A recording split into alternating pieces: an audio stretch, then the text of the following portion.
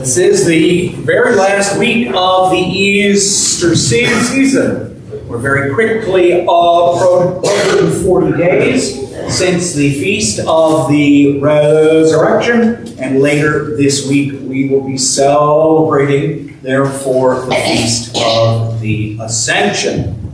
On this last week of the Easter season, we get to hear this gospel passage of the healing of the man born blind. And what's unique about this miracle story is that Christ heals not simply by his word, not simply by his touch, but we hear that he goes through a little bit of a ritual, and with his spittle, he's making mud out of the clay of the earth and putting that mud, that clay mud, then on the man's eyes and telling him to go and wash. And we might ask ourselves, what's going on here? Why all of this extra stuff?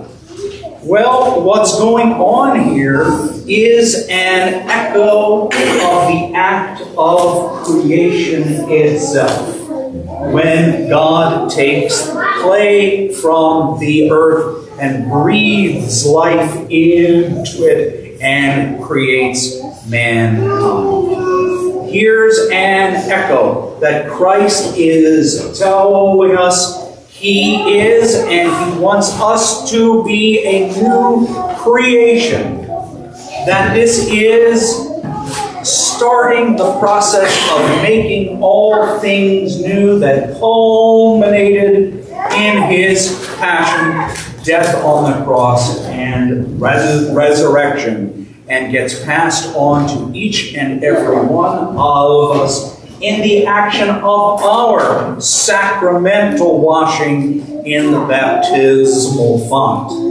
We've had a few baptisms coming up in the past, and we have a few more coming up. And this is a wonderful thing. I'm thrilled to have a few more weddings coming up, a few more baptisms coming up. These are all signs of life. These are all signs of, in a certain sense, a new creation in our very midst, here at St. Joseph's in Lansing.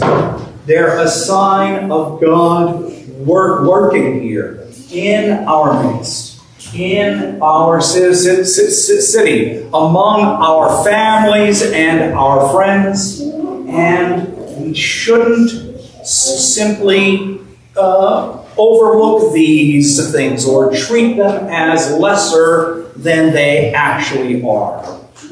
We had the wedding here yesterday for Randy and Jessica Mikhail, and I talked a little bit about how each of them has been good in and of themselves, just as the water that got poured into the jars at the wedding feast. And they came here and we made something even better.